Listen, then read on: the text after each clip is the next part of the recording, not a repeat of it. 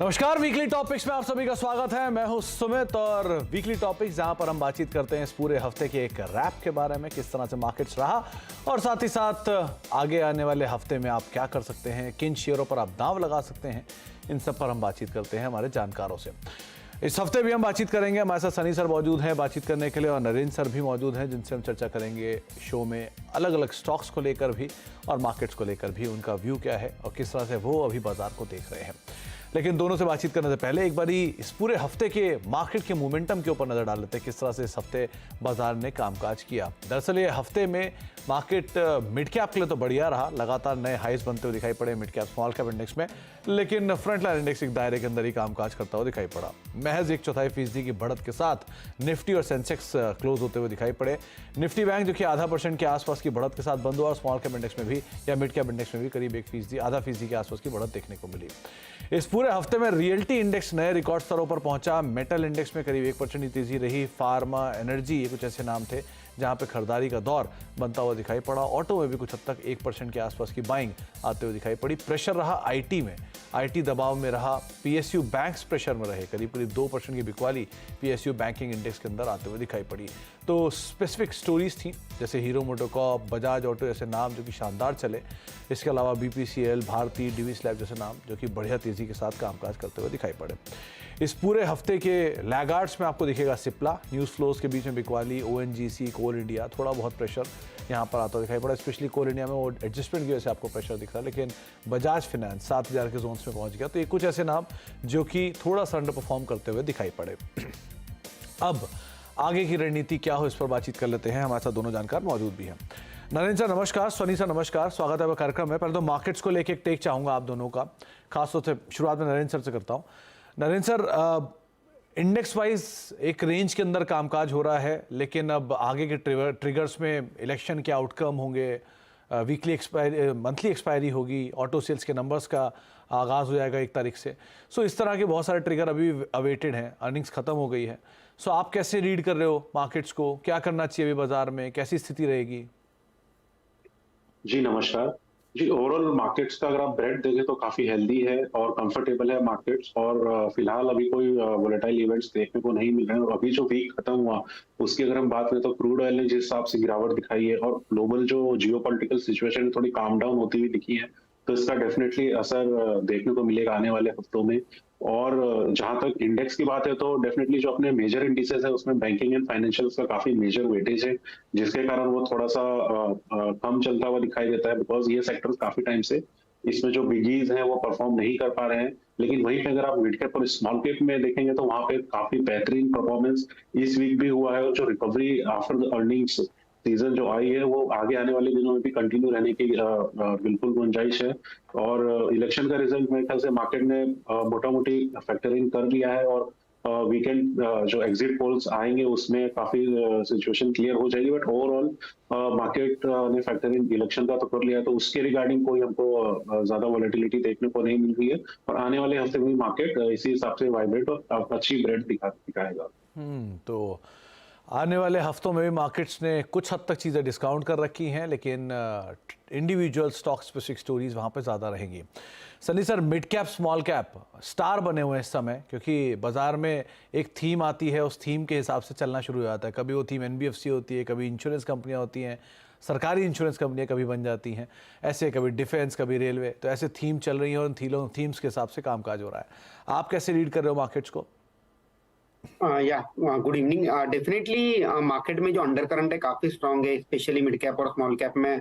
अगर आप डेली अगर 52 वीक हाई लो की लिस्ट देखोगे तो तकरीबन 250 से 400 स्टॉक डेली 52 वीक एक नया हाई दर्ज करते हैं, और ये क्लियरली दिखाता है कि मार्केट में जो अंडर करंट है काफी स्ट्रांग है। इसका एक अगर मैं ये नंबर को अगर कंपेयर करूँ कि डेली जो एक्टिव ट्रेडिंग स्टॉक्स होते हैं तकरीबन 3-3.5 हजार स्टॉक्स होते हैं बीएससी पे, और उसमें से अगर 10% स्टॉक अपना नया 52 वीक हाई दर्ज कर रहे हैं, तो कहीं ना कहीं ये क्लियर साइन है कि मिड कैप स्मॉल कैप में काफी इन्फ्लो आ रहा है और उसी का एक impact. In fact mid cap small cap के अगर अब मैं कल का दिन देखूं, जहां हमने देखा कि जो ऑटो 2 व्हीलर सेगमेंट है उसमें सभी स्टॉक ने एक अपना नया 52 वीक हाई दर्ज किया था। तो across the board stock specific action है। आपने बहुत सही कहा कि रोटेशन सेक्टर स्पेसिफिक रोटेशन चल रहा है। पिछले 2 दिनों से हमने देखा कि जो पब्लिक सेक्टर इंश्योरेंस कंपनीज हैं उनमें एक अच्छी खासी रैली देखी गई। ऑब्वियसली मार्केट जो ब्रॉडर की बेंचमार्क इंडाइसेस है जैसे सेंसेक्स निफ्टी वो एक रेंज में ट्रेड कर रहे हैं, हालांकि अंडर करंट काफी स्ट्रांग है मिड कैप और स्मॉल कैप में। तो mid cap small cap under current काफी ज्यादा तेज और सेक्टर रोटेशन के दम पर अलग अलग स्टॉक्स सेक्टर्स चलते हुए दिखाई पड़ रहे हैं। तो अब इस बाजार में सबसे चैलेंजिंग होता है कहां पर आप वैल्यू ढूंढें, कहां पर आप पैसा डालें, जबकि ऑलरेडी शेयर कई कई गुना ऊपर आ चुके हैं। तो ये सबसे टफ काम दोनों जानकार करेंगे। तो नरेंद्र जी के साथ शुरुआत करते हैं। नरेंद्र जी बताइए, पहला नाम आपने क्या चुना? जी, इसमें हमारा पहला जो नाम है वो ऑटो एक्सेलरी स्पेस से है। कंपनी का नाम है उनो मिंडा लिमिटेड। और अगर आप लेटेस्ट रिजल्ट की बात करें तो कंपनी ने सरप्राइज किया है अपना रिजल्ट्स के थ्रू, जो कि जिसमें इसका एबिटा हमारे एस्टिमेट से ऊपर आया। और एक तरीके से कह सकते हैं कि कंपनी का बिजनेस डिसरप्शन प्रूफ भी है, जो मैनेजमेंट के हिसाब से ग्रोथ स्ट्रेटेजी प्लान कर रही है। और डिसरप्शन प्रूफ इसलिए कहूंगा मैं, क्योंकि सबसे बड़ा जो डिसरप्शन है वो इस स्पेस में ईवी को लेकर आता है। और कंपनी की जो स्ट्रेटेजी ईवी के लिए वो काफी बेहतरीन है। कंपनी का जो केपेक्स और जो एग्रेसिव प्लान है ईवी को लेकर वो भी बहुत ही बेहतरीन है। तो आगे आने वाले दिनों में आप एक्सपेक्ट कर सकते हैं कंपनी का 20% रेवेन्यू ग्रोथ और 25% प्रॉफिटेबिलिटी ग्रोथ इजीली। इसमें हमारा जो टारगेट होगा वो 780 रुपीज का होगा। ऊनो मिंडा 780 रुपए के टारगेट्स के लिए आप स्टॉक को देख सकते हो। और एंसिलरी स्पेस की दिग्गज कंपनी, एक स्ट्रॉन्ग क्लाइंटेल इस कंपनी के, और ना केवल डोमेस्टिक फ्रंट पे बल्कि इंटरनेशनल फ्रंट पे भी कंपनी का एक अच्छी पैठ। मेजरली सारी ऑटोमोबाइल की जो जाइंट्स हैं वो इसका उनको ये कंपनी सप्लाई करती है। तो एक अच्छे फंडामेंटल ड्रिवन स्टॉक, और अगर आप कुछ बैट करना चाह रहे हैं ऑटो एंसिलरी में तो ऊनो मिंडा एक नाम हो सकता है। सनी सर, पहला नाम आपकी तरफ से। मेरे तरफ से पहला नाम रहेगा pi industries. Current market price तकरीबन 3800 रुपीज है और मेरा प्राइस टारगेट रहेगा 4200 का with investment horizon of 6 to 12 month. अगर हम इसके कारोबार की बात करें तो one of the leading agrochemical company है। दोनों डोमेस्टिक और एक्सपोर्ट मार्केट में काफी स्ट्रांग प्रेजेंस है। स्पेशली जो इनका सीएसएम सेगमेंट है एक्सपोर्ट का, उसमें हमने देखा था कि सेकंड क्वार्टर में $1.8 बिलियन की ऑर्डर बुक है। At the same time second quarter में ये कंपनी ने पूरे सेक्टर से हटके नतीजे दिए थे, जिसमें हमने देखा था कि सेल्स तकरीबन 20% बढ़ा था और प्रॉफिट 43% बढ़ करके 481 करोड़ का प्रॉफिट कंपनी ने दर्ज किया था। इबिटा मार्जिन में भी हमने एक्सपेंशन देखा था। तो ओवरऑल मुझे लगता है कि एक पीआई इंडस्ट्री एक ऐसी कंपनी है एग्रोकेमिकल सेक्टर में जो सेक्टर को आउट परफॉर्म कर रही है। और जिस तरह से कंपनी की ऑर्डर बुक है और जिस तरह से कंपनी की कमेंट्री आ रही है, मुझे लगता है कि FY24 काफी स्ट्रॉन्ग नोट पर कंपनी क्लोज करेगी। 18 से 20% का रेवेन्यू ग्रोथ हम देखेंगे। और जब मार्जिन एक्सपेंशन की बात करें तो डेफिनेटली प्रॉफिट का ग्रोथ भी बेहतर ही रहेगा। अगर मैं वैल्यूएशन की बात करता हूं तो तकरीबन 30 times FY25 price to earning multiple पे कंपनी ट्रेड करेगी। ओके, तो सनी सर, ये पूरा केमिकल स्पेस में एक हैंगओवर था बहुत समय से, चाहे SRF हो, अतुल हो, इवन आरती इंडस्ट्रीज, जुबिलेंट इंग्रेविया, यूपीएल, तो ये बाकी कंपनियों में भी हैंगओवर चल रहा है। मान के चले खत्म हो रहा है थोड़ा थोड़ा। I think on a relative basis commentary थोड़ी सभी कंपनी की ओर से थोड़ी बेहतर आ रही है। But at the same time एक बात हमें ध्यान रखनी होगी कि इवन दिसंबर क्वार्टर जो है केमिकल कंपनी के लिए कोई बहुत अच्छा नहीं रहेगा। बट जैसे मार्केट हम कहते हैं कि फॉरवर्ड लुकिंग होता है और मार्केट में जब पैसे बनाने के मौके कम होते हैं तो जो अंडर ओन सेक्टर है, जो पिछले स्टार परफॉर्मर होते हैं कई टाइम से अंडर परफॉर्म कर रहे हैं, उसमें कहीं ना कहीं एक स्मार्ट मनी एंटर कर रहा होता है। और वही एक हमें एक साइन केमिकल सेक्टर में भी दिख रहे हैं। हालांकि अगर हम फंडामेंटल की बात करें तो दिसंबर क्वार्टर भी कोई इतना अच्छा खासा कोई अच्छे नतीजे नहीं आएंगे। मे बी जो मार्च क्वार्टर रहेगा, मार्च 24 का जो क्वार्टर रहेगा, उसमें काफी एक इंप्रूवमेंट केमिकल कंपनीज में देखने मिलेगी। तो मार्च क्वार्टर यानी कि अगले क्वार्टर के बाद वाला जो क्वार्टर आएगा Q4, वहां पे नंबर थोड़े बेटर आएंगे। कुछ कंपनियों ने साइन दिए हैं कि शायद थोड़ा स्टेबलाइजेशन आ रहा है, लेकिन इट्स टू अर्ली टू से। लेकिन अगर आप कुछ पिक करना चाह रहे हैं तो पीआई इंडस्ट्री एक अच्छा विकल्प है, एक मल्टी बैगर रहा भी है और आगे भी इसमें काफ़ी पोटेंशियल है जो इसे कैरी करवा सकता है। नरेंद्र सर, आपकी तरफ से दूसरा नाम। जी, हमारा जो दूसरा नाम है वो मैन्युफैक्चरिंग स्पेस से है, EMS स्पेस से, और कंपनी का नाम है केल्स टेक्नोलॉजी, जो कि एक leading end to end solutions and IoT solution provider है। और कंपनी का जो बिजनेस की बात करें तो कंपनी अपने जो भी मैन्युफैक्चरिंग कैपेबिलिटीज है वो automotive, industrial, railways, medical, aerospace, defence and IoT devices manufacturing में देती है। और कंपनी की अगर ग्रोथ की बात करें तो सेमीकंडक्टर स्पेस में कंपनी 2 नए प्लांट्स तेलंगाना में फेज 1 और कर्नाटक में फेज 2 ला रही है। और कंपनी को ऑर्डर भी मिल चुका है ग्लोबल मेडिकल सप्लायर से। तो आने का जो आगे की जो ग्रोथ ट्रेजेक्टरी है वो भी काफी हेल्दी है कंपनी की। और जो कंपनी की रेवेन्यू गाइडेंस है वो 17 से 1800 करोड़ रुपए की है, जिस FY24 की, जो हमें लगता है आसानी से अचीव हो जाएगी। और जो मार्जिन्स के लेवल है वो मिड टीन्स डिजिट में रहने वाले हैं एबिटा मार्जिन्स। तो कंपनी यहाँ पे बहुत ही बेहतरीन लग रही है इन्वेस्टमेंट पर्सपेक्टिव से। इसमें हमारा जो टारगेट है वो 2800 रुपीज तक है। तो 2800 रुपए के टारगेट्स के लिए अगर आप बेट करना चाह रहे हैं तो केन्स टेक एक ऐसी कंपनी है जिसको आप देख सकते हैं, तलाश सकते हैं। तो ये एक नाम हो सकता है जहां पर आप बेट कर सकते हैं। अगर आप दूसरा नाम कोई ढूंढ रहे हैं तो ये डाइवर्सिफाइड स्पेस में कामकाज करती है और मेजरली सेमीकंडक्टर के लिए भी काफ़ी काम कर रही है। सनी सर, दूसरा नाम आपकी तरफ से? मेरे तरफ से दूसरा पिक रहेगा कंस्ट्रक्शन सेक्टर से, और वो है Nagarjuna construction limited, NCC limited. Current market price 163 और मेरा प्राइस टारगेट रहेगा 190 का with investment horizon of 6 to 12 month. Company के कारोबार की बात करें तो एक one of the leading construction company है, सदर्न मार्केट में ज्यादा प्रेजेंस है इनका। काफी स्ट्रॉन्ग ऑर्डर बुक है। Q2 में इनकी जो ऑर्डर बुक थी तकरीबन 60,000 करोड़ की ऑर्डर बुक थी, जो कि 3 to 3.5 टाइम्स ट्रेलिंग 12 मंथ का जो सेल्स है उसे दर्शाता है। ये काफी स्ट्रॉन्ग रेवेन्यू विजिबिलिटी दिखती है। एट द सेम टाइम हमारा ये मानना है कि FY24 में कंपनी तकरीबन 18 से 20% का ग्रोथ दर्ज करेगी, और उसी के चलते मुझे लगता है कि जो कंपनी का प्रॉफिट रहेगा FY24 में तकरीबन 800 करोड़ के आसपास आएगा। और जो करंट मार्केट कैप है कंपनी का तकरीबन 10,000 करोड़ के आसपास है। तो मुझे लगता है कि काफी एक चीप वैल्यूएशन पे मिल रही है एक one of the leading infrastructure company. और जिस तरह से अब इलेक्शन का ईयर है डेफिनेटली, और इन्हें अगले 3 से 6 महीने में एक अच्छे ऑर्डर इनफ्लो की भी एक उम्मीद करता हूँ मैं। तो लॉन्ग टर्म के लिहाज से 190 के टारगेट से पोर्टफोलियो में ऐड करना चाहिए। तो सनी सर, एक अगर मैं गलत नहीं हूँ तो मेजरली NHAI के जो प्रोजेक्ट्स हैं उनके लिए भी यही कंपनी कामकाज करती है। और साथ साथ ये मेजर पहले इनका जो थ्रस्ट था वो हैदराबाद साइड पे ज़्यादा था। हैदराबाद 2 इमर्जिंग है तो वहाँ तो अच्छे ऑर्डर हैं ही, प्लस ये डाइवर्सिफाई करके नॉर्थ साइड पे भी काफ़ी एक्सपैंड कर गए। क्या ऐसा भी कुछ है क्या? जी सुमित जी, आपका जो आपने जो पॉइंट रेज किया एकदम परफेक्ट है कि पहले सदर्न फोकस कंपनी थी और अब ग्रेजुअली अब नॉर्थ में भी इनका प्रेजेंस बढ़ रहा है।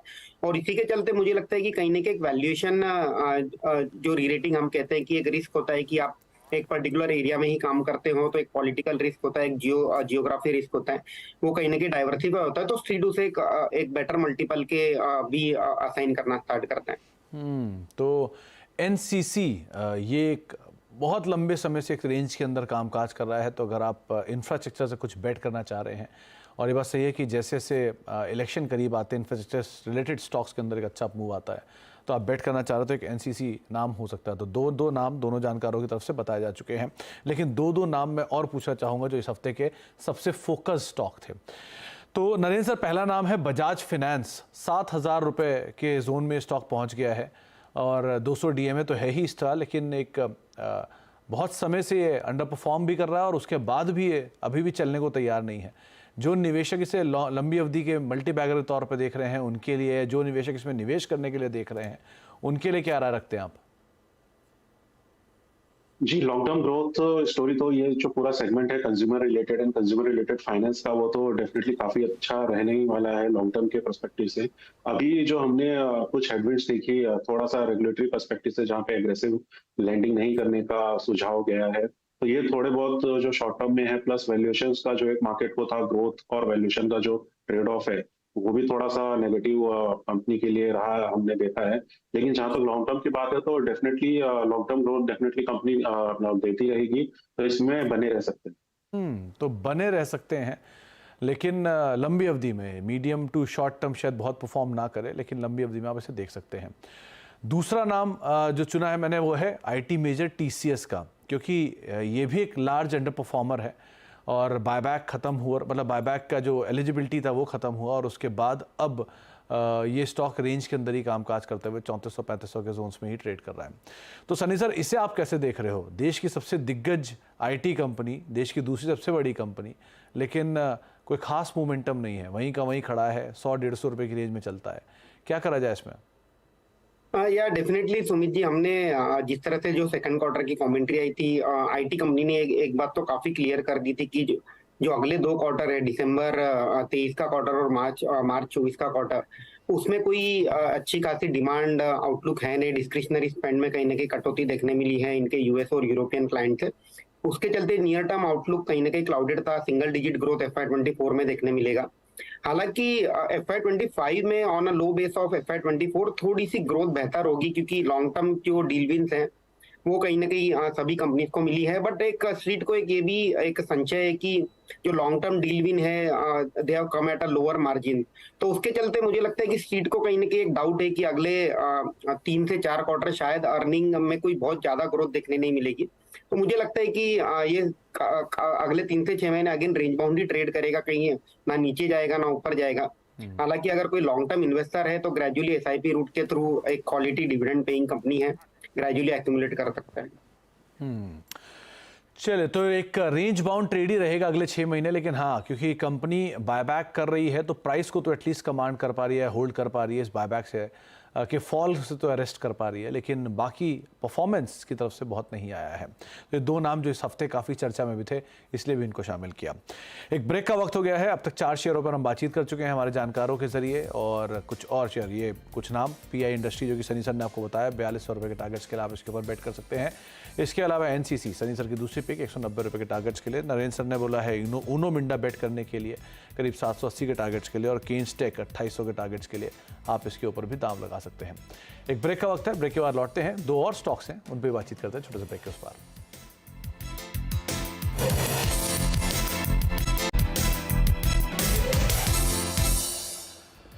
आप देख रहे हैं वीकली टॉपिक्स, और वीकली टॉपिक्स में हम बातचीत करते हैं इस हफ्ते के बाजार पर भी और साथ साथ उन शेयरों पर भी जिन शेयरों में कुछ हलचल रही, कुछ एक्शन रहा, और अब यहां से हमारे जानकार कौन कौन से शेयरों पर दांव लगाने की राय दे रहे हैं।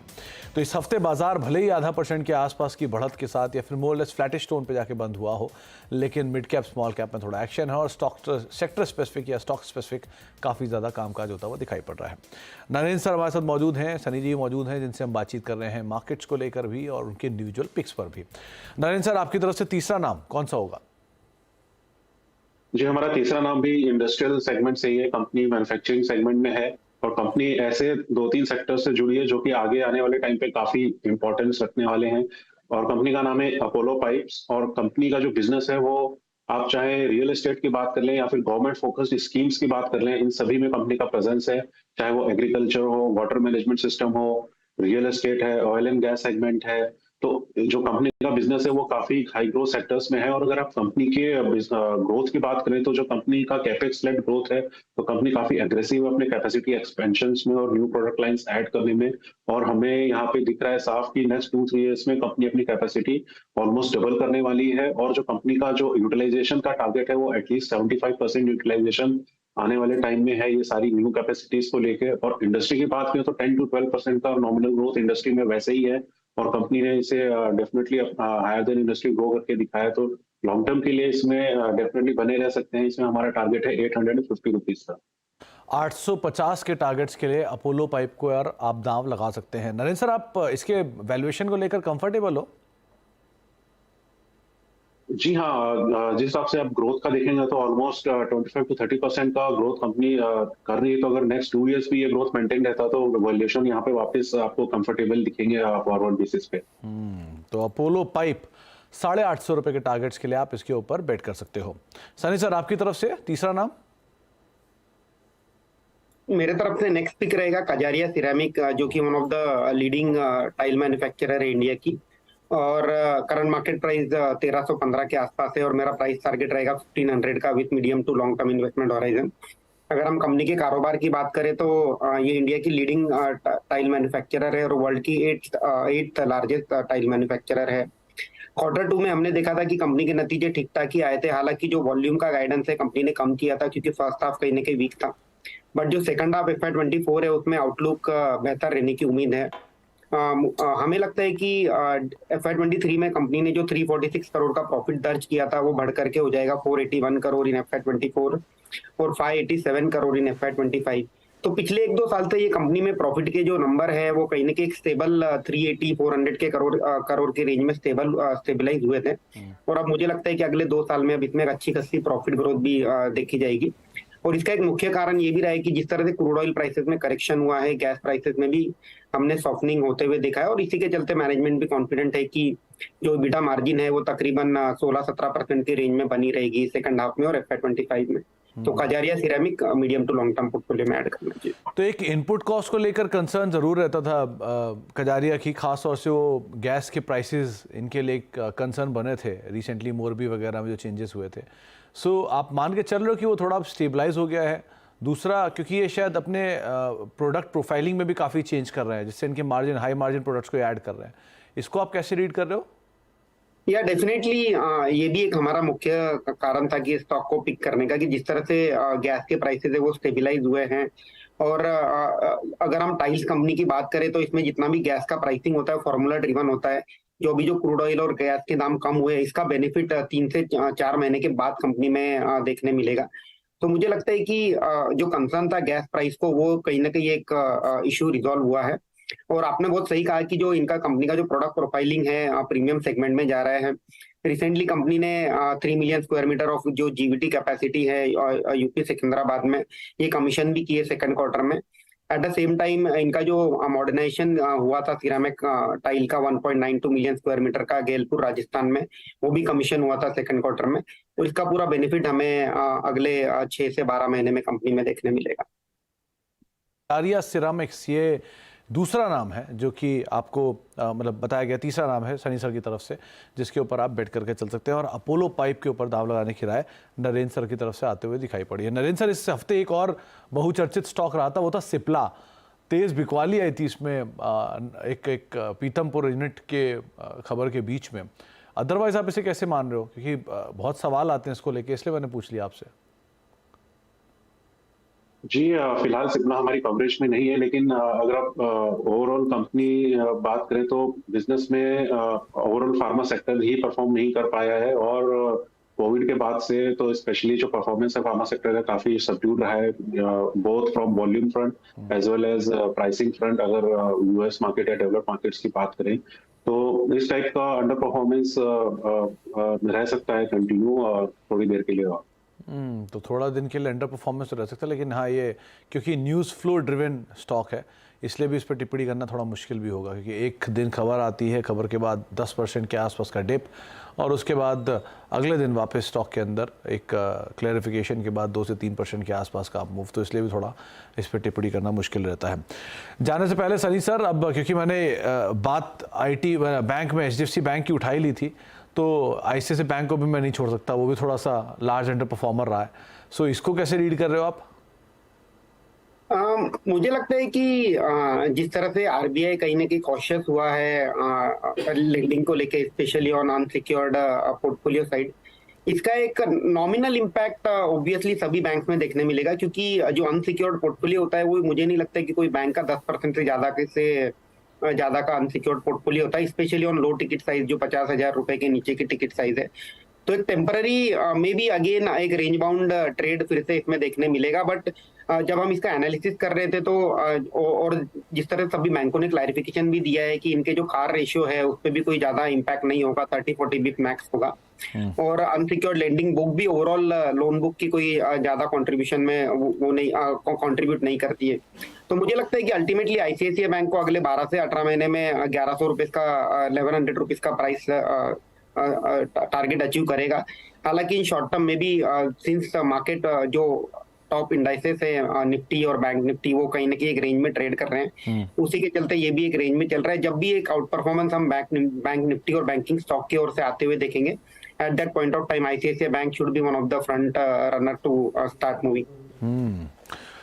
तो ये बात सही है कि अगर साइकिल रिकवरी में आती है या बैंक्स लीड करते हैं तो ये ज़रूर आगे दिग्गज दोनों आते हुए दिखाई पड़ेंगे। बहुत बहुत शुक्रिया नरेंद्र सर आपका भी, सनी सर आपका भी, हर बार की तरह हमारे साथ मौजूद रहने के लिए, बाजार पर बातचीत करने के लिए और सभी शेयरों पर अपनी राय रणनीति हमारे साथ शेयर करने के लिए। तो फिलहाल अब वीकली टॉपिक्स में इतना ही। एक ब्रेक का वक्त है और ब्रेक के उस पार भी खबरों का सिलसिला बना रहेगा। नमस्कार।